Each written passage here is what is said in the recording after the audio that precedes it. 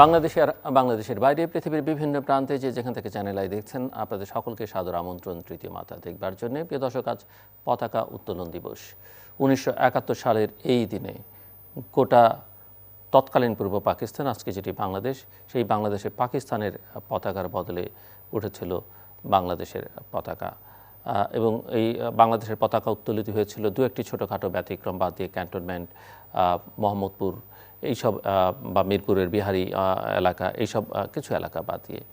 এবং একটি দেশ তখনও স্বাধীনতা আনুষ্ঠানিকভাবে ঘোষণা হয়নি, দেশ স্বাধীন হয়নি, কিন্তু একটি স্বাধীন দেশের পতাকা উত্তোলিত হয়েছিল। বোঝাই গেছে যে আসলে কোন পরিস্থিতিতে কোন দৃঢ়তা নিয়ে বাঙালি সেদিন সামনের দিকে এগোচ্ছিল। এবং বাঙালির এই ধারণা মোটামুটি তখন স্পষ্ট হয়েছে যে তাদের সামনে স্বাধীনতার কোনো বিকল্প নেই, এবং যে কোনোভাবে সেই আরাধ্য বিষয়টি বাংলাদেশের মানুষকে, তৎকালীন পূর্ব পাকিস্তানের মানুষকে আসলে অর্জন করতে হবে। এই পতাকা উত্তোলন দিবসকে স্মরণ করবার জন্যে আজকে স্টুডিওতে আমাদের সঙ্গে তৃতীয় মাত্রায় কথা বলবেন তিনি এই পতাকা উত্তোলনের যে আয়োজন, যে ঘোষণা, যে সংগ্রাম, তার একজন অত্যন্ত সামনের সারির পুরোধা মানুষ। তৎকালীন স্বাধীন বাংলা ছাত্র সংগ্রাম পরিষদের নেতা, কার্যত তিনি স্বাধীন বাংলা ছাত্র সংগ্রাম পরিষদের সব সভায় পৌরোহিত্য করতেন, এবং তিনি বাংলাদেশ ছাত্রলীগের সভাপতির দায়িত্ব পালন করেছেন সেই সময়টাতে। গোটা দেশ ঘুরে বেরিয়েছেন, তার অনলবর্ষী বক্তৃতা শুনিয়েছেন মানুষকে, মুক্তিযুদ্ধের জন্যে মানুষকে অনুপ্রাণিত করেছেন, উৎসাহিত করেছেন বঙ্গবন্ধু শেখ মুজিবুর রহমানের পক্ষ থেকে। এবং অত্যন্ত স্নেহভাজন এবং ঘনিষ্ঠ ছিলেন তিনি বঙ্গবন্ধু শেখ মুজিবুর রহমানের সঙ্গে। একসঙ্গে কারাগারে অনেকটা সময় কাটিয়েছেন। বঙ্গবন্ধুর কারাগারের রোজনামচার মধ্যে তার কথা অন্তত 7-8 বার 9 বার উচ্চারিত হয়েছে। তিনি উল্লেখ করেছেন বঙ্গবন্ধু শেখ মুজিবুর রহমান। স্বাধীন বাংলাদেশে তিনি সংসদ সদস্য হয়েছেন। প্রাণের সংগঠন পূর্ব বাংলাদেশ ছাত্রলীগের নেতাকর্মীদের জন্যে গড়া সংগঠন প্রাক্তন ছাত্রলীগ ফাউন্ডেশনের তিনি চেয়ারম্যান। এবং স্বাধীনতা পূর্বকালে যেমন ছিলেন, স্বাধীনতার পরবর্তীকালেও তিনি সত্য ন্যায়ের পক্ষে কথা বলতে কখনোই দ্বিধান্বিত হননি। গণতন্ত্রের পক্ষে সবসময় সোচ্চার থেকেছেন। এখনও সাহসের সঙ্গে অবলীলায় কথাবার্তা বলে যাচ্ছেন। 4 খলিফার এক খলিফা, যাদেরকে মুক্তিযুদ্ধের সময় 4 খলিফা হিসেবে অভিহিত করা হতো, তাদের একজন অন্যতম জন নূর আলম সিদ্দিকী আজকে আমাদের সঙ্গে ঢাকার গুলশানের বাসা থেকে যুক্ত হচ্ছেন। স্বাগত আপনাকে তৃতীয় মাত্রায় মিস্টার সিদ্দিকী, এবং অভিনন্দন আজকের এই বিশেষ দিনে, এই স্বাধীনতার সুবর্ণ জয়ন্তীর মাসে, সামনে স্বাধীনতা দিবস। আপনার কাছ থেকেই শুনতে চাই, আমি ইতিহাসের সেই দিনটিকে স্মরণ করিয়ে দিতে চাই। ইতিহাস খুবই গুরুত্বপূর্ণ নিঃসন্দেহে, যদিও বাংলাদেশের ইতিহাসের অনেক বিকৃতি ঘটে চলেছে বলে অনেকে বলেন। সেটি নানা দিক থেকেই হচ্ছে, এবং সবাই নিজ নিজ অবস্থান থেকে ইতিহাসকে ব্যাখ্যা করেন। কিন্তু আমরা জানি যে ইতিহাস আসলে তার নির্ধারিত গতিতে চলে, এবং একটা সময় প্রকৃত ইতিহাস নিঃসন্দেহে বেরিয়ে আসে। কিন্তু আজকের দিনটি অত্যন্ত উল্লেখযোগ্য। বাংলাদেশের জনগোষ্ঠীর সিংহভাগ তরুণ, যাদের মুক্তিযুদ্ধ দেখার সুযোগ হয়নি, শোনার হয়তো সুযোগ হয়েছে, কিন্তু সেই শোনাটাও সবসময় হয়তো সঠিক অর্থে হচ্ছে না। সো আপনার কাছ থেকে শুনতে চাই 1971 সালের 23শে মার্চ এবং তার প্রেক্ষাপট। আপনাকে অনেক ধন্যবাদ।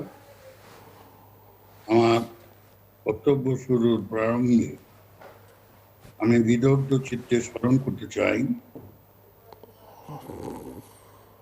যাদের বুক নিশ্চিত তপ্ত তাজা রক্তে পরাধীনতার বক্ষ বিদীর্ণ করে স্বাধীনতার উদিত সূর্যকে আমরা ছিনিয়ে আনতে সক্ষম হয়েছিলেন। আমার সেই সব বন্ধের আত্মত্যাগ, যার বিনিময়ে আমরা স্বাধীনতাকে অর্জন করতে পেরেছিলাম, যাদের ত্যাগ, যাদের তিতিক্ষা, যাদের সহনশীলতা, তাদের মানসিকতা, মননের উদ্দীপ্ত চেতনার উদ্ভাসিত আলোকে আমরা বাংলাদেশকে অর্জন করতে পেরেছিলাম। বঙ্গবন্ধু জাতীয়তার নেতা সহ সকলের বিধি আত্মার প্রতি আমি গভীর শ্রদ্ধা নিবেদন ও তাদের মাত্রা কামনা করে আমার কথা শুরু করব। আজকে 23শে মার্চ।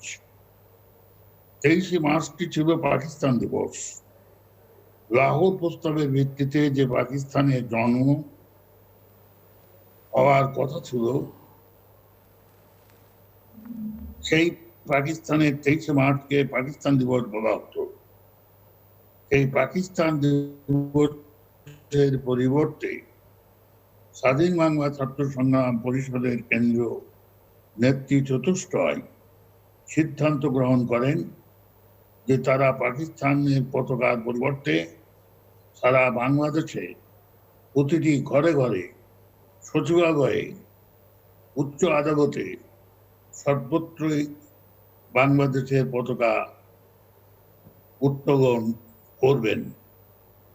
আমি আজকের প্রজন্মকে অত্যন্ত প্রত্যয়ভাবে একটি কথা জানাতে চাই, আমরা বঙ্গবন্ধু হৃদয়ের প্রতিধ্বনি ছিলাম, আমরা তার কণ্ঠস্বর ছিলাম, আমরা তার অব্যক্ত কথার প্রতিধ্বনি ছিলাম।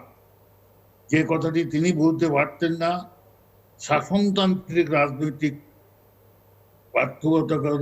বাধ্যবাধকতার কারণে, যেহেতু তিনি একটি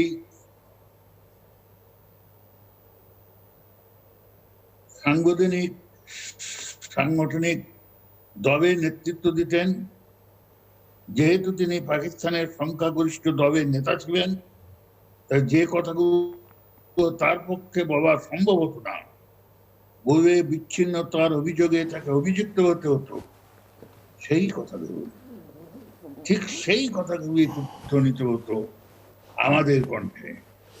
আমরা তার হৃদয়ের প্রতিধ্বনি ছিলাম, আমরা তার আত্মার ধড়কানি ছিলাম।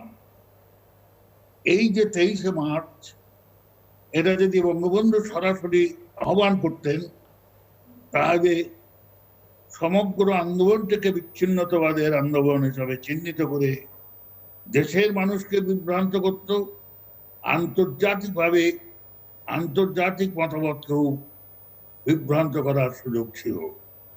তাই বঙ্গবন্ধুরই নির্দেশে, তারই পরামর্শক্রমে আমরা প্রতিটি রাজনৈতিক কর্মসূচি পালন করেছি, কিন্তু করেছে ছাত্রলীগ। এবং এখানে একটি কথা নতুন প্রজন্মের জন্য, ইতিহাসের জন্য আমি সুদৃঢ় চিত্তে বলতে চাই যে অন্য সমস্ত আন্দোলন, এমনকি 69-এর যে গণ অভ্যুত্থান, সেই আন্দোলনটি সংগঠিত হয়েছিল সর্বদলীয় ছাত্র সংগ্রাম পরিষদের মাধ্যমে। কিন্তু সর্বদলীয় ছাত্র সংগ্রাম পরিষদ যারা 11 দফা করেছিলেন, তাই তো? বাংলাদেশ ছাত্রলীগ, ছাত্র ইউনিয়ন, সবাই সব সংগঠন তার সঙ্গে যুক্ত ছিল। কিন্তু স্বাধীন বাংলা কেন্দ্রীয় ছাত্র সংগ্রাম পরিষদ ছাত্রলীগের একক নেতৃত্বে গঠিত হয়। সেই অনুমতিটি 1 মার্চ ইয়াহিয়া খান সাহেবের ঘটনার পরে সমস্ত ঢাকা শহর মিছিলের শহরে পরিণত হলো। বঙ্গবন্ধু তখন কুরবানিতে তার সংসদীয় দলের এবং আওয়ামী লীগ কার্যনির্বাহী পরিষদের যৌথ সভায় সভাপতিত্ব করছিলেন। আমরা মিছিল নিয়ে সেখানে গেলাম।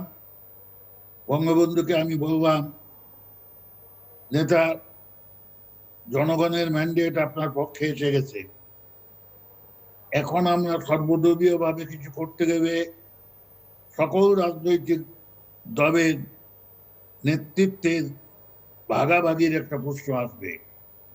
আমি এককভাবে ছাত্রলীগের নেতৃত্বে সংগ্রাম পরিষদ গঠন করতে চাই, যেখানে এককভাবে আপনার নেতৃত্বে আন্দোলন পরিচালিত হবে। মিস্টার সিদ্দিকী, আমি জাস্ট একটু ইন্টারাপ্ট করি, আমি বোঝার জন্য যে ছাত্রলীগের একক নেতৃত্ব যেহেতু হচ্ছে, সেটাকে ছাত্র সংগ্রাম পরিষদ নাম দিতে হলো কেন? মানে বাংলাদেশ ছাত্রলীগে তো সেই আন্দোলন সংগ্রাম করতে পারতো। বাংলাদেশ ছাত্রলীগ করতো, ডাকসুকে সাথে নিয়ে করতে পারতো, কিন্তু ছাত্র সংগ্রাম পরিষদের একটা অন্যতম গ্রহণযোগ্যতা ছিল সাধারণ ছাত্র এবং মানুষের মাঝে। ওকে, মানে এটা একটা সংগ্রাম করার জন্য একটা কমিটি। ওকে, একটা আন্দোলনকে সামনের দিকে এগিয়ে নিয়ে যাওয়ারই একটা কমিটি। এটার একমাত্র লক্ষ্য হচ্ছে কোন রাজনৈতিক উদ্দেশ্য, একমাত্র উদ্দেশ্য হলো পরাধীনতার বক্ষ বিদীর্ণ করে স্বাধীনতার সূর্য ছিনিয়ে আনা। আর ছাত্রলীগ নির্বাচন করবে, হবে নির্বাচন করবে, নির্বাচন করবে, নানাবিধ কর্মকাণ্ড সাধন করবে, কিন্তু স্বাধীন বাংলা কেন্দ্র ছাত্র সংগ্রাম পরিষদ স্বাধীনতাকে অর্জন করার জন্য যে সমস্ত কাজ করা দরকার, যে সমস্ত কর্মকাণ্ড করা দরকার, যে সমস্ত কর্মসূচি গ্রহণ করা দরকার, তাই করে সম্মুখের দিকে এগিয়ে যাবে এবং জনগণকে বঙ্গবন্ধুর নেতৃত্বে সংগঠিত করবে। আমার মনে হয় আপনার মাধ্যমে আমি কথাটা সামনে আনতে পেরেছি বা বোঝাতে পেরেছি। জি, থ্যাংক ইউ। যাই হোক, বঙ্গবন্ধু কুরবানিতে সভা করছিলেন, 1 মার্চ এই খান সাহেব ঘোষণা দিবেন 3 মার্চে পূর্ব পাকিস্তানে জাতীয় পরিষদের যে অধিবেশন বসার কথা ছিল সেটা সংসদীয় দলের সংখ্যাগরিষ্ঠ নয়, 2 অঞ্চল মিলে সংখ্যাগরিষ্ঠ 300 আসনের মধ্যে 165 আসনের যিনি অধিকারী, তার সঙ্গে বিন্দুমাত্র আলোচনা না করে ভুট্টো সাহেবের প্ররোচনায় তিনি যখন ওই জাতীয় পরিষদের অধিবেশন 1 মার্চ একটি বেতার ভাষণের মাধ্যমে ঘোষণা করে দেন, তখনই ঢাকা শহর বিস্ফোরিত হয়ে ওঠে। আগ্নেয়গিরির গৃহীত বাভার মতো দাবা নবের মতো জ্বলে ওঠে। জনসমুদ্রের খানি চূড়ায় বিশু ঘেয়াসের মতো জ্বলে ওঠে। বন্ধুর কাছে গেলাম, গিয়ে আমি ব্যক্তিগতভাবে জীবনে বোধহয় 2-1টি খুব কুশলী সিদ্ধান্ত আমি পেরেছি, খুবই দূরদর্শী সিদ্ধান্ত আমি গ্রহণ করতে পেরেছি। তার মধ্যে এটা একটা, আমি মুজিব ভাইয়ের কাছে গিয়ে বললাম, বস, এখন সর্বদলীয় ছাত্র সংগ্রাম নানা রকমের ভাগ বাটোয়ারার প্রশ্ন আসবে। অন্য সকল দলের নেতারাও কিন্তু কুরবানিতে তখন উপস্থিত ছিলেন, তারাও কিন্তু সুযোগের সন্ধানে ছিলেন যে কোন রকমে এটাকে সর্বদলীয় ছাত্র সংগ্রাম পরিষদ গঠন করবে। আমার প্রতি বঙ্গবন্ধুর বিশ্বাস, আস্থা এবং আমার গ্রহণযোগ্যতা তার কাছে অনেক বেশি ছিল। তিনি তার আত্মজীবনীতেও এটা লিখেছেন।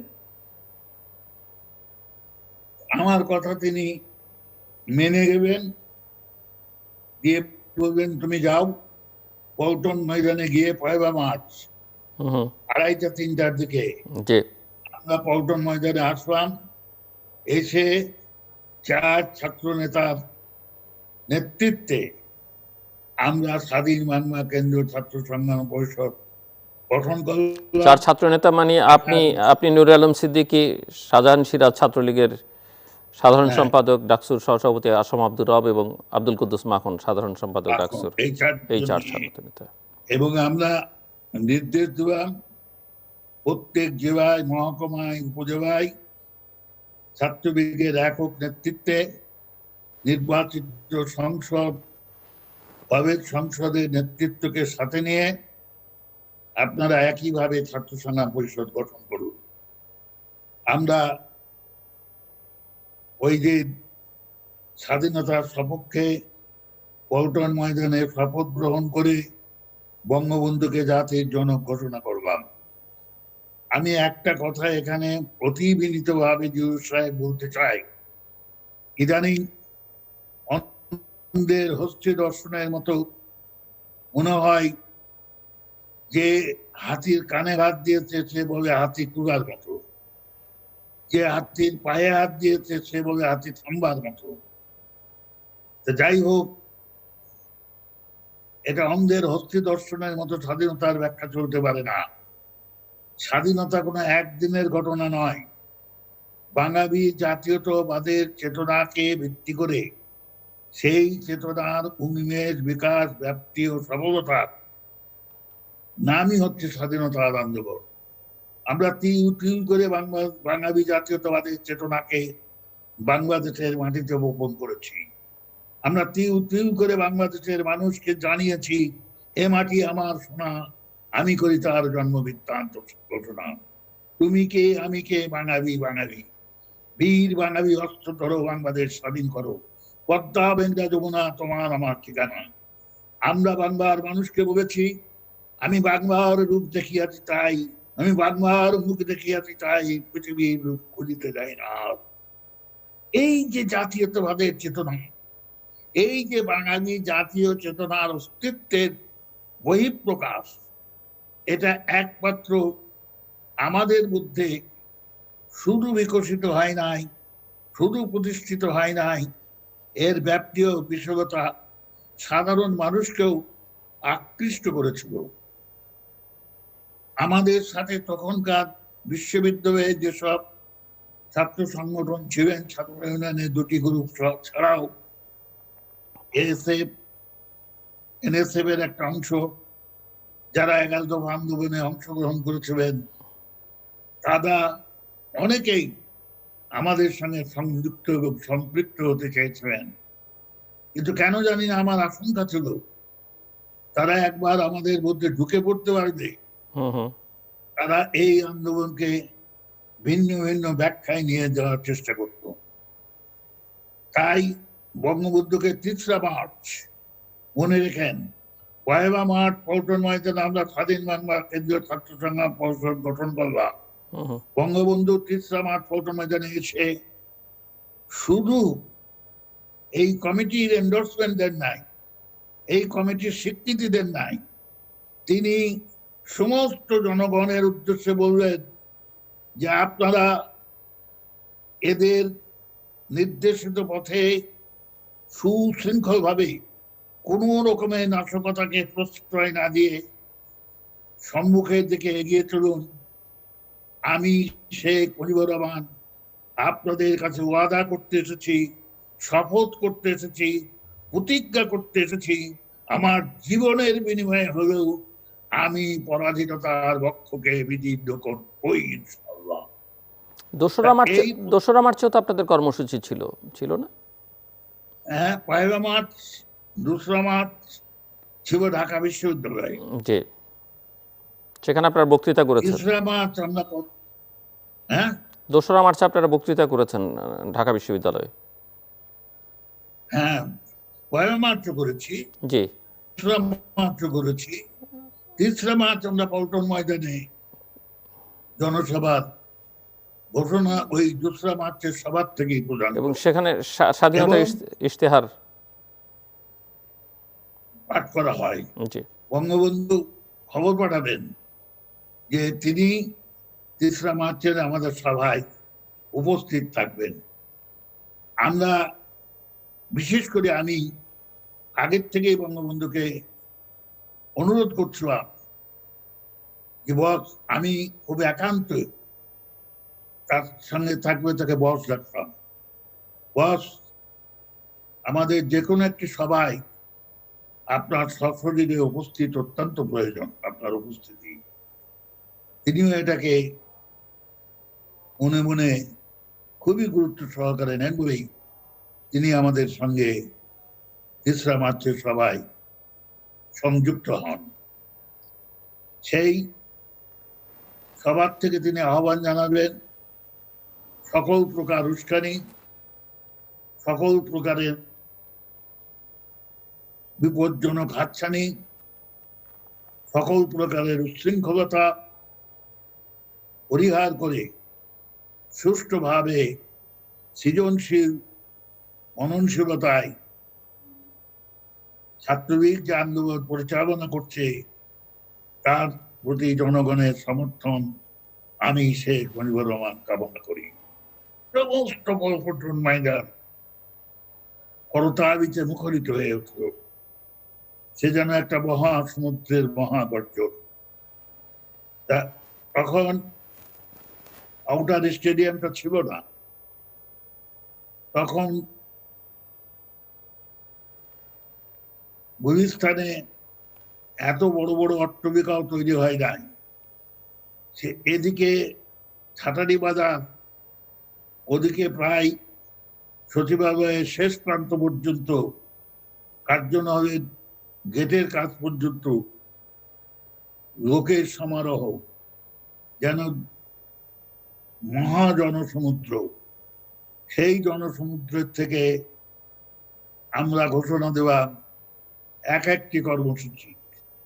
আমরা ঘোষণা দেওয়াম কবে হরতাল হবে, কবে ধর্মঘট হবে, কবে দোকানপাট খোলা থাকবে, কবে দোকানপাট বন্ধ থাকবে, রাস্তাঘাট কিভাবে পরিচালিত হবে। আপনি শুনে বিস্মিত হবেন, তখন ঢাকা শহরে একটা চুরি ডাকাতি হয় নাই। চোর ডাকাতরাও গুহার মধ্যে ঢুকে পড়েছিল। তখন ঢাকা শহরে একটা দুর্ঘটনা ঘটে নাই, কোনো যানবাহনের দুর্ঘটনা ঘটে নাই। সমস্ত কিছু মনে হয় আন্দোলনের চাপে সমস্ত অসামাজিক শক্তি নিস্তব্ধ হয়ে গেছিল, সমস্ত অসামাজিক শক্তি নিষ্ক্রিয় হয়ে গেছিল। তো যাই হোক, আমি 23শে মার্চে আবার ফেরত আছি। 23শে মার্চ ছিল লাহোর প্রস্তাব দিবস বা পাকিস্তান দিবস। আমরা 23শে মার্চে পাকিস্তানের পতাকার পরিবর্তে বাংলার প্রতিটি ঘরে ঘরে, খুব সম্ভবত আপনি যেটা প্রথমেই বলেছেন, ক্যান্টনমেন্টের ভিতরে সেনা ছাউনির কিছু ঘর বাড়িতে, কিন্তু সেখানে বেসামরিক যে বাড়ি ঘর ছিল সেখানেও কিছু কিছু বাড়িতে পতাকা উড়েছিল। আর সর্বত্রই, এমনকি ঢাকা হাইকোর্টেও বাংলাদেশের পতাকা উড়েছিল, সচিবালয়ে উড়েছিল। তা আমরা পতাকা তুললাম। ওই দিন মন্টু, খসরু, এসানুল্লাহ কিনু, এনারা, বেগম মমতাজউদ্দিন, এনারা এক একটা ব্রিগেড কমান্ড করে, আমরা ডাইসে 4 নেতা, যাকে তখনকার ভাষায় নেত্রী চতুষ্টয় বা চায়ের খলিফা বলা হতো, আমরা দাঁড়ালাম। ওনারা অভিবাদন গিয়ে বাইতুল মুকাররমের কাজ ঘেঁচে এক একটা ব্রিগেড গিয়ে দাঁড়াবো। আমরা অভিবাদন নেওয়ার শেষে মঞ্চ থেকে নেমে আসলাম। 23শে মার্চে এসে বিসিবির অগ্রভাগে আমরা 4 জন অন্য অন্য কেন্দ্রীয় নেতৃবৃন্দ সহ দাঁড়ালাম। দাঁড়ায়ে মিছিল করে, ঠিক মিছিল বললেও বোধহয় সঠিক বর্ণনা হবে না, প্যারেড করার মতো সামরিক কায়দায় আমরা বঙ্গবন্ধুর বাসায় 32 নম্বরে পৌঁছালাম। এর আগেই মোটর সাইকেলে আমাদের একজন অজ্ঞযাত্রী বঙ্গবন্ধুকে প্রস্তুত হওয়ার জন্য খবর দিয়েছিল। বঙ্গবন্ধু প্রস্তুত হয়ে বসেছিলেন। আমরা গেলে উনি দূতাবাস থেকে নেমে গেটের কাছে আসবেন। ছাত্রলীগের পক্ষ থেকে, স্বাধীন বাংলা ছাত্র সংগ্রাম, কেন্দ্রীয় ছাত্র সংগ্রাম পরিষদের পক্ষ থেকে আমি পতাকাটি বঙ্গবন্ধুর হাতে তুলে দেলাম। বঙ্গবন্ধু পতাকাটি উত্তোলন করে স্লোগান দেবে, জয় বাংলা। আকাশ বাতাস প্রকম্পিত হয়ে আওয়াজ উঠল, জয় বাংলা। এর আগে পল্টন ময়দানে আমরা তো স্বাধীনতার শপথ নিয়েই ছিলাম।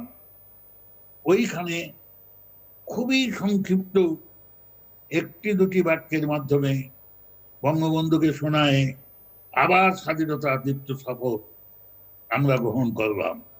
আমরা বললাম যে যদি প্রত্যেকটা ছাত্রলীগের কর্মীর জীবনে শেষ রক্তবিন্দু বাংলার এই মাটিতে ঢেলে দিতে হয়। যদি বাংলার মাটি পরিপূর্ণভাবে আমাদের বুকে রক্তে সিক্ত হয়ে যায়, তবুও স্বাধীনতার প্রশ্নে আমরা বিন্দু মাত্র পিছপা হব না।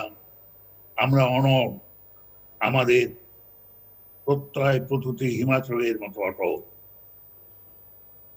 বঙ্গবন্ধু শুনবেন আমাদের ভাষণ, তারপর ওই পতাকাটি হাতে নিয়ে তিনি 32 নম্বরের ভিতরে চলে গেলেন। এই হলো 23 মার্চের ইতিহাস।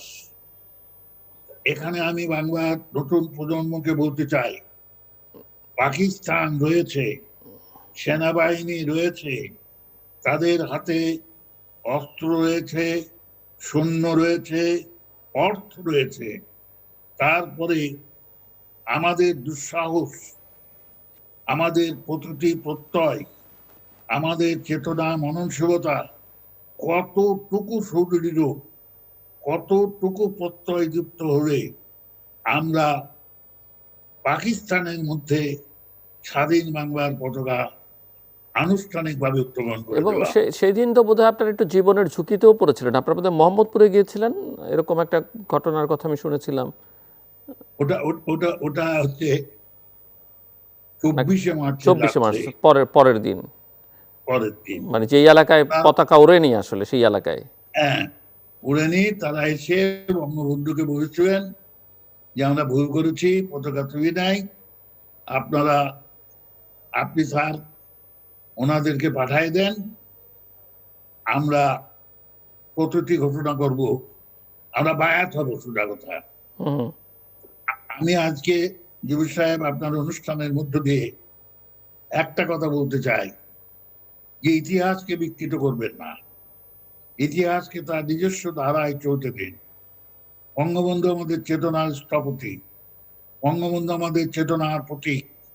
বঙ্গবন্ধুকে সামনে নিয়ে, তার নির্দেশ নির্দেশনাকে মেনে নিয়েই আমরা স্বাধীনতার পথে পা বাড়িয়েছিলাম।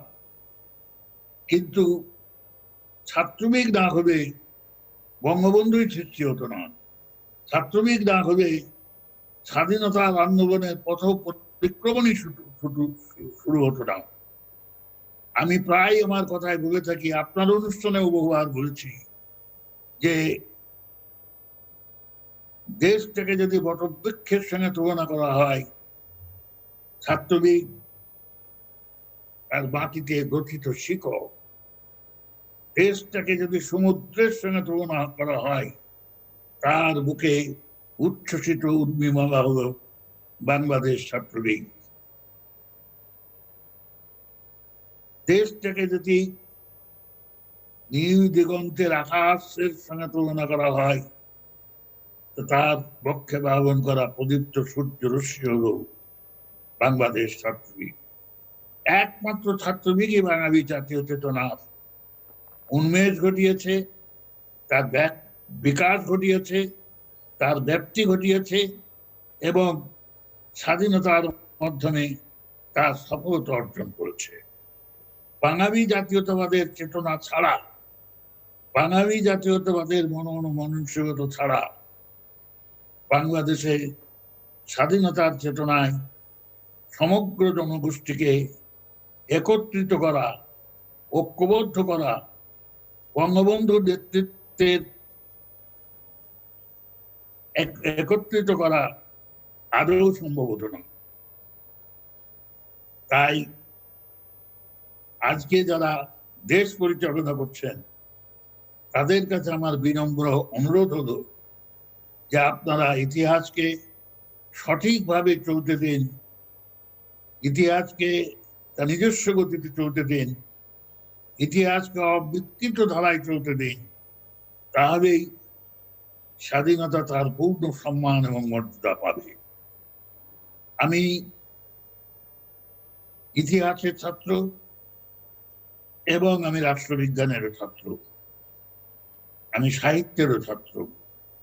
আমি আমার সমস্ত চেতনার অনুরণনে বিন্দু বিন্দু করে বিশ্বাস করি, ইতিহাস কথা একদিন বলবেই, ইতিহাস সত্য পথ উন্মোচিত করবেই। সেখানে সাময়িকভাবে যদি কেউ ইতিহাসকে বিকৃত করার চেষ্টা করে, ইতিহাসের মানদণ্ডে তার একদিন বিচার হবে। বঙ্গবন্ধু আজ আমাদের মধ্যে নাই। ঘাতকের নিষ্ঠুর আঘাতে, ঐশাচিক আক্রমণে বঙ্গবন্ধু শহীদ হয়েছেন। তার বিদেয়ী আত্মা শান্তি পাবে যখনই বাংলাদেশ একটি সত্যিকার গণতান্ত্রিক অবকাঠামোর মধ্যে একটা গণতান্ত্রিক প্রশাসনিক ধারায় এগিয়ে যাবে। আল্লাহর কোটি কোটি শুকর, আমরা আজকে খাদ্যে স্বয়ংসম্পূর্ণতা অর্জন করেছি। আল্লাহর কোটি কোটি শুকর যে আমরা আজকে উন্নয়নশীল দেশ হিসাবে বিশ্বের কাছে পরিচিত হয়েছি। যে হেনরি কিসিঞ্জার, আমেরিকার তৎকালীন পররাষ্ট্রমন্ত্রী, বাংলাদেশকে তলাবিহীন ঝুড়ি হিসাবে ব্যঙ্গ করেছেন, সেই আমেরিকা আজ স্বীকার করে বাংলাদেশ সত্যিকার অর্থে উন্নয়নশীল দেশ। ইনশাল্লাহ 1940-42 সালের মধ্যে আমরা উন্নত দেশে পরিণত হবই। আল্লাহ আমাদের সাহায্য করবেন। তাই বঙ্গবন্ধুর রক্তের নামে, বঙ্গবন্ধুর আত্মত্যাগের নামে যারা দেশ স্বাধীনতার জন্য, যারা দেশের মুক্তির জন্য, দেশের মানুষের অধিকারের জন্য জীবন দিয়ে গেছেন, তাদের জীবন দেওয়ার সার্থকতা তখনই আসবে যদি আমরা সত্যিকার অর্থে তারা কেন জীবন দিয়েছিলেন। তারা শুধু একটা মানচিত্রের জন্য জীবন দেন নাই, তারা শুধু একটা পতাকার জন্য জীবন দেন নাই, তারা শুধু একটা জাতীয় সংগীতের জন্য জীবন দেন নাই। তারা জীবন দিয়েছেন একটি গণতান্ত্রিক রাষ্ট্র ব্যবস্থার জন্য, একটা শোষণহীন সমাজ, একটি সকল মানুষের জন্য অন্ন, বস্ত্র, বাসস্থান, চিকিৎসার ব্যবস্থা সম্পন্ন রাষ্ট্রের জন্য তারা সেদিন জীবন দান করেছিলেন। তারা আমাদের মধ্যে কোনোদিন ফেরত আসবে না, কিন্তু তাদের বেরিয়ে আত্মা সমস্ত বাংলা জুড়ে, সমস্ত বাংলাদেশ জুড়ে ছড়িয়ে ছিটিয়ে রয়েছে। আরেকটি কথা আমি বলতে চাই যে স্বাধীনতার কৃতিত্ব আজ যে যেখান থেকে পাচ্ছেন নেওয়ার চেষ্টা করছেন, এবং সরকারি প্রশাসনের একটি অংশ স্বাধীনতার ইতিহাসকে বিকৃত ধারায় উপস্থাপিত করার চেষ্টা করছেন। শাহজাহান সিরাজ মাখন আজকে জীবিত নাই। আমি তাদের বিদেহী আত্মার মঙ্গল কামনা করি। আসম আব্দুর রব জীবিত রয়েছেন আমাদের মধ্যে। আপনি জানেন যে মুক্তিযুদ্ধের আগে নানাবিধ রাজনৈতিক বিরোধ এবং মতবাদ, ভিন্ন মতবাদ ছিল ছাত্রলীগের অভ্যন্তরে, আমাদের অভ্যন্তরে। কিন্তু বঙ্গবন্ধুর নেতৃত্ব এবং স্বাধীনতার প্রশ্নে আমাদের কোনো মতানৈক্য ছিল না। স্বাধীনতার পূর্বে একটাই মতানৈক্য খুব সাংঘাতিক ভাবে প্রতিভাত ছিল, সেটা হচ্ছে আমরা চেয়েছিলাম একটা নির্বাচন হোক। 70-এর নির্বাচন এই এখানে নির্বাচন নয়, এটা আমাদের গণ ম্যান্ডেট প্রাপ্তির একটা সিংহদ্বার উন্মোচন করেছে। আর যারা পরবর্তীকালে সামাজিক বিপ্লবের নামে ছাত্রলীগকে দ্বিধা বিভক্ত করে পরবর্তীকালে জাসদ গঠন করে দেশের সমাজতন্ত্র প্রতিষ্ঠার নামে অসংখ্য জীবনের আত্মঘাতী ঘটিয়েছেন, তারা বিশ্বাস করতেন নির্বাচনের কথা বলে যারা এই এখানের দালাল, তারা তারা বিশ্বাস করতেন বাংলার অপর নাম ভিয়েতনাম ভিয়েতনাম। তারা বিশ্বাস করতেন যে নির্বাচন নির্বাচন, বর্জন বর্জন। আর আমরা বিশ্বাস করতাম এই নির্বাচন প্রধানমন্ত্রীত্বের সিংহাসন দখলের নির্বাচন নয়, এই নির্বাচন বাংলার মানুষের ম্যান্ডেট। এই ম্যান্ডেট দিয়েই আমরা গোটা বিশ্বের জনমতকে আমাদের পক্ষে আনতে পারব। ঘটেছেও তাই।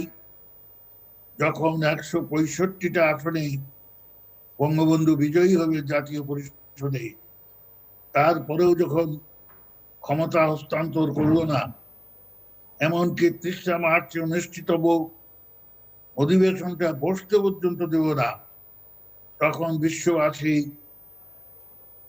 নিঃসংশয় চিত্তে বিশ্বাস করল যে এরা পূর্ব পাকিস্তানকে অবরুদ্ধ করে রাখতে চায়, অবদমিত করে রাখতে চায়, শোষণের চারণক্ষেত্র করে রাখতে চায়। আমি যে কথাটি নিঃসংকোচে বলতে চাই, আমরা সম অধিকার নিয়ে বাঁচতে চেয়েছিলাম, আমরা সম নাগরিকত্বের মর্যাদা নিয়ে বাঁচতে চেয়েছিলাম। আমরা পাকিস্তান ভেঙেছি মহা দুঃখে, কারণ তারা পূর্ব পাকিস্তানকে শোষণের চারণক্ষেত্র বানিয়ে রাখতে চেয়েছিল। তারা আমাদের পূর্ব পাকিস্তানে এই চন্দ্রগণায় পেপার তৈরি হতো, সেটা পশ্চিম পাকিস্তানের মূল্য ছিল 10.5 আনা, আমাদের 1 দেশটা, আর পূর্ব পাকিস্তানে তার দাম ছিল 1 টাকা। এইরকম অসহ্য দুঃসহ সমস্ত বৈষম্য আমাদের টাকা দিয়ে করাচির থেকে রাওয়ালপিন্ডি, রাওয়ালপিন্ডির থেকে ইসলামাবাদ, তারা 2 বার রাজধানী বদলায়। যাই হোক, এখন আমরা স্বাধীনতার 50 বছরে পৌঁছেছি। আমাদের রাজনৈতিক নেতৃত্বের কাছেও আমার অনুরোধ, আপনারা দলীয় চেতনার ঊর্ধ্বে উঠুন, আপনারা জাতীয় স্বার্থকে সামনে নেন, আপনারা জাতীয় স্বার্থের প্রতিবহন প্রতিনিধিত্ব করুন। যে বাপ আমার মাজা পানিতে দাঁড়িয়ে পাক কাছে, যে বাপ খরতর বৈশাখীর রৌদ্রের মধ্যে দাঁড়িয়ে হাল চাষ করে, যে মা আমার মাঝ রাত্রি উঠে ধান সিদ্ধ করে, যে মা আমার ঝুঁকিতে দাঁড়িয়ে পাট দেয়, যে মা আমার গ্রাম্য ভবনা নদী হতে কৌশিকাকে পানি আনে, তাদের প্রতি শ্রদ্ধা করতে শিখুন, তাদের অধিকারের প্রতি সচেতন হতে শিখুন, তাদের অধিকারকে সম্মান করতে শিখুন, তাদের রাজনৈতিক চেতনাকে পক্ষে লালন করতে শিখুন। তাহলেই ইতিহাস আপনাদেরকে মর্যাদার সাথে ধারণ করবে, তাহলে ইতিহাস আপনাদেরকে আপনাদের সম্মান প্রদান করতে সক্ষম হবে। বঙ্গবন্ধু অকালে মৃত্যুবরণ না করবে, বঙ্গবন্ধু এই দুরাচার পাপিষ্ঠদের নিষ্ঠুর বুয়েটের আঘাতে জীবন না দিবে, দেশ আজ কোথায় যেত আমি বলতে পারবো না। কিন্তু জিহুর সাহেব, আপনার এই অনুষ্ঠানের মাধ্যমে আমি বহুবার বলেছি, আমি আমার নিজের প্রাণের চাইতে বঙ্গবন্ধুকে বেশি ভালোবাসি। আমি পার্লামেন্টে দাঁড়িয়ে বলেছিলাম যে বঙ্গবন্ধু, তুমি চোখ চাইবে, 2 চোখ রক্ত দেওয়ার মতো তুলে তোমার পায়ের তলায় অর্থ দেবো। তুমি রক্ত চাইবে, সমস্ত বুকে রক্ত নিঃশেষিত করে বাংলার রাজপথে আলপনা এঁকে দেবো। তুমি জীবন চাইবে, জীবন প্রদীপ নিভিয়ে তোমার পায়ের তলায় অর্ঘ দেব। কিন্তু যে গণতান্ত্রিক চেতনায় বিশ্বাস করে রাজনৈতিক পথ পরিক্রমণ শুরু করেছিল 1962 সালে, তোমাকেই নেতা মেনে, তোমার নেতৃত্বকে স্বীকার করে, তোমার যেসব প্রেমের প্রতি শ্রদ্ধা জানিয়ে হৃদয়ের অর্থ প্রদান করে পথ পরিক্রমণ শুরু করেছি, সেই গণতন্ত্রের উপরে আঘাত আসবে, কখনোই তার সঙ্গে সহমর্মিতা প্রকাশ করব না, কখনোই তার সঙ্গে সহযোগিতা করব না। কেন জানি না, কিভাবে জানি না, তবে এটা নিঃসন্দেহে যে বামদের প্ররোচনায় বঙ্গবন্ধু যখন একদল করলেন, বামদের প্রচোদনায় বঙ্গবন্ধু যখন বাকশাল করলেন, জানাল উসমানী, মইনুল হোসেন এবং আমি তার বিরোধিতা করেছি। কি উদার প্রাণ ছিল বঙ্গবন্ধু! আমরা পদত্যাগ করেছি, কিন্তু তিনি স্পিকারকে বলেছিলেন, এটা দিয়ে উচ্চবাচ্য করো না, আমি ওদেরকে বুঝাবো, আমি ওদের দিয়েই ওই সংসদের পদত্যাগ পত্র প্রত্যাহার করাবো। একটা বিশাল বিস্তীর্ণ নীল আকাশের মতো উদার ছিল তার মন, সাগরের মতো উচ্ছ্বসিত ছিল তার হৃদয়। আজকে 23শে মার্চ আমি বলি, আল্লাহ তাআলা এই 18-19 কোটি মানুষের বাংলাদেশের স্থপতি বঙ্গবন্ধুকে তুমি জান্নাতুল ফেরদৌস নসিব ফরমায়েন। বঙ্গবন্ধু তার 8 বছরের শিশু রাসেলকে নিয়ে শহীদ হয়েছেন, তার স্ত্রী শহীদ হয়েছেন। মেয়ে দুটি জার্মানে না থাকলে তারাও হয়তো শহীদ হতেন। এই শহীদি পরিবারটিকে তুমি জান্নাতুল ফেরদৌস দান করো। আর তার যে স্বপ্ন, তার দুটোকে যে স্বপ্নের আবির মাখা একটি শোষণহীন গণতান্ত্রিক বাংলাদেশ, সেইটি গঠনে তোমার অফুরন্ত রহমত তুমি দান করো। বাংলাদেশ এগিয়ে যাচ্ছে, বাংলাদেশ খুব দ্রুত এগিয়ে যাচ্ছে। বাংলাদেশ অনুন্নত দেশ থেকে উন্নয়নশীল দেশে এসে দাঁড়িয়েছে এবং ইনশাআল্লাহ আবারও বলি, আবারও আল্লাহর কাছে ফরিয়াদ করি, 40-42-এর মধ্যে বাংলাদেশ উন্নত দেশে পরিণত হবে। প্রয়োজন শুধু গণতান্ত্রিক মূল্যবোধটাকে অক্ষুণ্ণ রাখা। আজকে এদের বিরোধী দল শূন্য। ক্যান্টনমেন্টে যে দলে জন্ম হয়েছিল সে দল নিঃসন্দেহে বিরোধী দলের গুরুবার বহন করতে পারবেন না। কারণ ক্ষমতায় থাকা এক জিনিস, আর রাজনৈতিক আন্দোলন করে রাজনৈতিক অস্তিত্বকে টিকিয়ে রাখা আর এক জিনিস। রাজনীতিতে ত্যাগ তিতিক্ষার যে দুরূহ পথ, সেটা অতিক্রম করতে না শিখলে রাজনীতিতে প্রাপ্তি প্রত্যাশার খাতায় একটা বিরাট শূন্য পাওয়া যায়। সুবিধাবাদীদের নিয়ে দল গঠন করে ক্ষমতায় আসা যায়, অনেক দিনের জন্য ক্ষমতায় থাকাও যায়, কিন্তু ইতিহাস রচনা করা যায় না।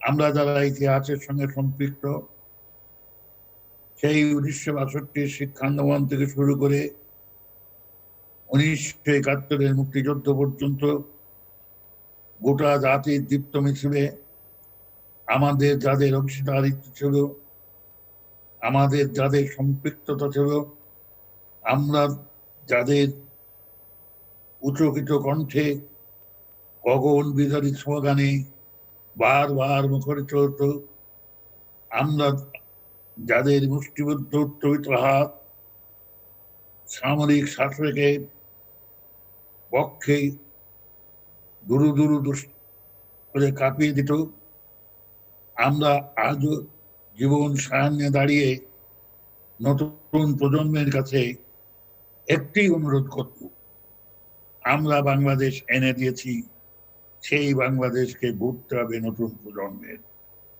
আজকে শিক্ষা দীক্ষায়, জ্ঞানে বিজ্ঞানে চর্চায় তোমাদেরকে এমন ভাবে প্রস্তুত হতে হবে, এই স্বাধীন দেশটি যেন সত্যিকার অর্থে একটা জ্ঞান লব্ধ, নতুন নতুন আবিষ্কারে উদ্ভাসিত একটি সত্যিকার অর্থে উন্নত দেশে পরিণত হতে পারে।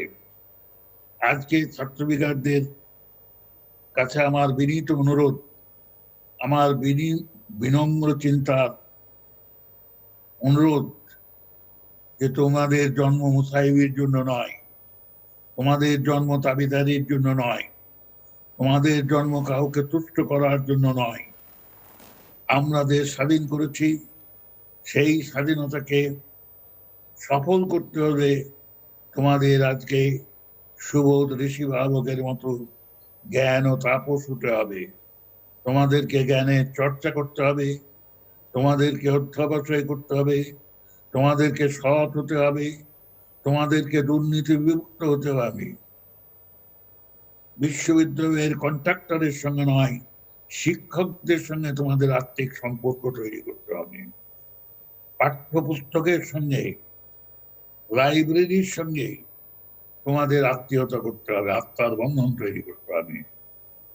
যদি তোমরা সত্যিকার অর্থে নিজেদেরকে আগামী দিনের জ্ঞান লব্ধ প্রতিভা প্রদীপ্ত নাগরিক হিসাবে গড়ে তুলতে পারো, আমি বিশ্বাস করি আমরা দেখে যেতে পারবো কিনা জানি না, তবুও আমরা মনে করি বাংলাদেশ তার কাঙ্ক্ষিত লক্ষ্যে ইনশাল্লাহ পৌঁছাবে। আমাদের দায়িত্ব ছিল স্বাধীনতা অর্জন, তোমাদের দায়িত্ব হচ্ছে সেই স্বাধীনতাকে সুপ্রতিষ্ঠিত করা। আমাদের দায়িত্ব ছিল পরাধীনতার লক্ষ্য বিদীর্ণ করা, তোমাদের দায়িত্ব হচ্ছে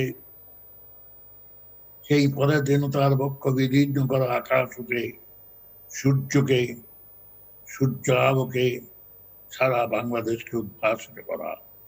জ্ঞান, বিজ্ঞান, শিক্ষা, সংস্কৃতি, মননশীলতা, চেতনাকে বিশুদ্ধ করা, অপসংস্কৃতির হাত থেকে দেশটাকে রক্ষা করা। আজকে বিজ্ঞান এবং প্রযুক্তির বিশ্ব হয়ে গেছে, সারা বিশ্ব আজকে জ্ঞানের গরিমায় হাতের মুঠোয় চলে এসছে। এই অবস্থাটা সত্যিকার অর্থে কাজে লাগাতে হবে।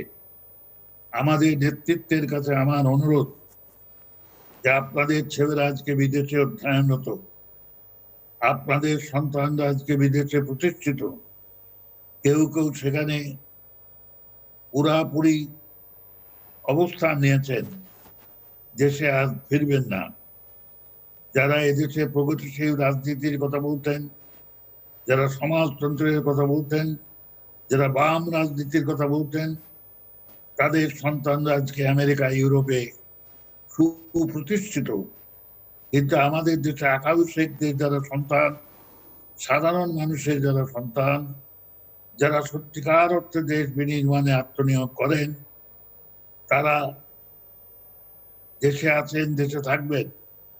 তাদের কাছে আমার অনুরোধ যে আপনারা এমন ভাবে নিজেদের প্রস্তুত করেন যেন এই দেশটি সুনাগরিকের দেশ হয়, এই দেশটি দুর্নীতি বিমুক্ত দেশ হয়, এই দেশটি সত্যিকার অর্থে দেশপ্রেমে ভরপুর মানুষের একটি দেশ হয়, এই দেশটি দুর্বায়ত্তনের কবল থেকে মুক্ত একটা দেশ হয়, এই দেশের প্রশাসন থেকে শুরু করে প্রযুক্তির প্রতিটি স্তরে যেন প্রজ্জ্বল সফলতা নেমে আসে। সেটি আজকের এই অর্ধ শতাব্দীর স্বাধীনতা লগ্নে আল্লাহর কাছে প্রার্থনা, আল্লাহর কাছে আমার কামনা। মিস্টার সিদ্দিকী, আমরা একটু শেষের দিকে চলে এসেছি, সো আপনার কাছে আমি শুনতে চাইবো যে এই 50 বছর পরে বা স্বাধীনতার সুবর্ণ জয়ন্তী যখন উদযাপিত হচ্ছে বাংলাদেশের, সেই স্বাধীনতার একজন অন্যতম সংগঠক, একজন নায়ক হিসেবে সেই সংগ্রামের আপনার মধ্যে এমন কোনো বোধ আছে কিনা, অপ্রাপ্তিবোধ? আমি ঠিক আপনার কথা মিন করছি না, আমি বলতে চাইছি যে সামগ্রিকভাবে যেটি আসলে দেখতে পারলে আপনার ভাল লাগতো, যেটি দেখতে পাননি বলে কষ্ট পান। সেটা তো আমি আমার কথাই না, সেটি আপনি বলেছেন, এর বাইরে আর অন্য কোনো কিছু আছে কিনা? বিশেষ করে আপনার সতীর্থদের কেন্দ্র করে আপনি উল্লেখ করেছেন দুজন মারা গেছেন, আপনারা দুজন জীবিত আছেন, বা আরো অন্যান্য ছাত্রনেতা যারা আছেন, রাজনৈতিক নেতা যারা আছেন, সেই সব প্রসঙ্গে কোনো কিছু বলবেন কিনা আপনি? আমি আমার নিজের প্রশ্নে আল্লাহর কাছে আমি শুকর আদায় করি, আপনি আমার পরিবারের সঙ্গে অত্যন্ত ঘনিষ্ঠ এবং সুপরিচিত। জি। আপনি আমার অনুজ প্রতি আমার নিজস্ব কোনো রকমের অপ্রাপ্তি নাই। একটি অপ্রাপ্তি, দেশে যেরকম গণতান্ত্রিক আবহ প্রচলিত হওয়ার কথা ছিল, সেটা প্রচন্ড ঘাটতি রয়েছে। এদেশে আজকে বিরোধী দলের অস্তিত্ব নাই বললেই চলে। আমি চাইবো না যে অকারণে মিছিল হোক, অকারণে হরতাল হোক, অকারণে ধর্মঘট হোক, কিন্তু সত্যিকার অর্থে দুর্নীতির বিরুদ্ধে, দুর্বায়নের বিরুদ্ধে, দুরাচারের বিরুদ্ধে প্রতিবাদ করার মতো কোনো সংগঠন আজকে দেশে নাই বললেই চলে, একদমই নাই। বেগম খালেদা জিয়া শেখ হাসিনার কাছে সম্পূর্ণভাবে আত্মসমর্পণ করে বসে আছেন। তার যে সাজা, সে সাজা সুপ্রিম কোর্টের দেওয়া সাজা। তিনি রাষ্ট্রপতির অনুগ্রহে সেখান থেকে রাষ্ট্রপতি তাকে স্বাস্থ্যগত কারণে জামিন দিয়েছেন, রাষ্ট্রপতির নিজ ক্ষমতায়নে। তা আমার কথা হলো, এইভাবে একটা গণতান্ত্রিক দেশ তো চলতে পারে না। সবাই যার যার সুবিধা নিয়ে, সবাই যার যার পাওনাটক নিয়ে ঘরে উঠে যাবেন। এখানে তো স্পষ্টত কোনো বিরোধী দলই নাই। এখানে মিছিলের ধ্বনি শুনবেন কোথার থেকে? এখানে তো এমন কোনো বিরোধী সত্তাই নাই। আমি কয়েকদিন আগে প্রতিদিনে একটি আর্টিকেল লিখেছিলাম, কে শোনাবে সেই অভয়ের বাণী। তা আমাদের এই গোটা জাতিটা তো এমন মান মুখে ছিল না। এটা একটা সরব জাতি, এটা একটা সংগ্রাম করে স্বাধীনতা অর্জন করা জাতি, এটা পরাধীনতার বক্ষ বিদীর্ণ করা জাতি, এটা বুকের রক্তে রাজপথ রঞ্জিত করা জাতি, এটা একটা সশস্ত্র শক্তির বিরুদ্ধে নিরস্ত্র শক্তি হওয়া সত্ত্বেও লড়াই করা জাতি। সেই জাতি এইরকম মুখ থুবড়ে পড়ে গেল, কে একে রক্ষা করবে? আমি আমার দুঃখই বলেন, ভাবনাই বলেন, আমি সেইটাই খুঁজছি। আমরা যারা সেদিন তারুণ্যের উদ্দীপনায় উদ্দীপ্ত ছিলাম, আজকে জীবন সাহান্যে আমরা মৃত্যুর অপেক্ষায় দিন গুনছি। আমার বয়স 80-র কোঠায়। আমি তো সেই 70 সালের সেই উদ্দীপনা নিয়ে রাজপথে নামতে পারি না, ইচ্ছা থাকলেও পারি না। তাই আমি আশা করব, তরুণ সমাজ একদিকে যেমন খুবই আন্তরিকতার সাথে লেখাপড়া করবেন, ভবিষ্যতের জন্য নিজেদের প্রস্তুত করবেন, অন্যদিকে দেশপ্রেমে উজ্জীবিত থাকবেন। ছাত্রলীগ কর্মীদের কাছে আমার প্রত্যাশা, তোমরা অতীত ইতিহাসের দিকে তাকিয়ে দেখো। তোমরা তোমাদের পূর্বসূরির দিকে তাকিয়ে দেখো। সেখানে অনেক অর্জনের ইতিহাস হয়েছে, সেখানে অনেক প্রাপ্তির ঘটনা রয়েছে। তোমাদের নিরাশ হওয়ার, তোমাদের হতাশ হওয়ার, তোমাদের একদম লজ্জা পাওয়ার কোনো কিছু নাই। স্মৃতিকে শেষ করতে হবে আমাকে একটু, শেষ করতে হবে আমাকে। আপনাকে আমি ধন্যবাদ দেব এবং এই 50 বছরের পূর্তি উপলক্ষে আল্লাহ তাআলার কাছে কামনা করব যে আল্লাহ তাআলা বাংলাদেশকে মুক্তিযুদ্ধের সময় যেমন আপনি সাহায্য করেছিলেন, আজকে যত ধরনের আমাদের সামনে প্রতিবন্ধকতায় আসুক, আপনি আমাদের সেগুলোকে উতরিয়ে সামনের দিকে এগিয়ে যাওয়ার, আলোর পথে এগিয়ে যাওয়ার, সততার পথে এগিয়ে যাওয়ার প্রগতির পথে এগিয়ে যাওয়া, অন্যায়ের বিরুদ্ধে এগিয়ে যাওয়া, সত্যের সপক্ষে এগিয়ে যাওয়া সাহস দেন, শক্তি দেন। আমিন, সুম্মা আমিন। অনেক অনেক ধন্যবাদ মিস্টার নুরুল আলম সিদ্দিকী, আপনাকে আমাদের সঙ্গে এই আলোচনায় যুক্ত হবার জন্য, এবং আপনার প্রতি এবং আপনার সতীর্থদের প্রতি আমাদের কৃতজ্ঞতা এবং ভালোবাসা। দর্শক, কথা বলছিলেন স্বাধীন বাংলা ছাত্র সংগ্রাম পরিষদ নেতা নুরুল আলম সিদ্দিকী। ইতিহাসের একটা গুরুত্বপূর্ণ অধ্যায়, আজ 23শে মার্চ পতাকা উত্তোলন দিবস, সেটিকে স্মরণ করে সেই গুরুত্বপূর্ণ অধ্যায়ের কথা তিনি স্মরণ করছিলেন এবং আমাদেরকে শোনাচ্ছিলেন।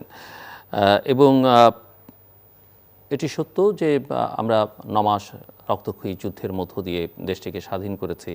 অস্ত্র হাতে যারা যুদ্ধ করেছেন, তারা জীবনের ঝুঁকি নিয়ে যুদ্ধ করেছেন এবং দেশটাকে স্বাধীন করেছেন, এবং 7.5 কোটি মানুষই কিছু ব্যতিক্রম বাদ দিয়ে সেই যুদ্ধে নানাভাবে শরিক হয়েছিলেন। কিন্তু এই যুদ্ধ কেবলমাত্র 9 মাসের যুদ্ধ নয়। এই দীর্ঘ যুদ্ধ মোটামুটিভাবে বলা যেতে পারে 23, 24, 25 বছরের সংগ্রামের ফসল। এবং সেই সংগ্রামকে যারা বেগবান করেছেন, ত্বরান্বিত করেছেন, তারা প্রধানত রাজনৈতিক শক্তি। নিশ্চয়ই অন্যান্য শক্তিকে আমরা কোনোভাবেই ছোট করে দেখবার সুযোগ নেই।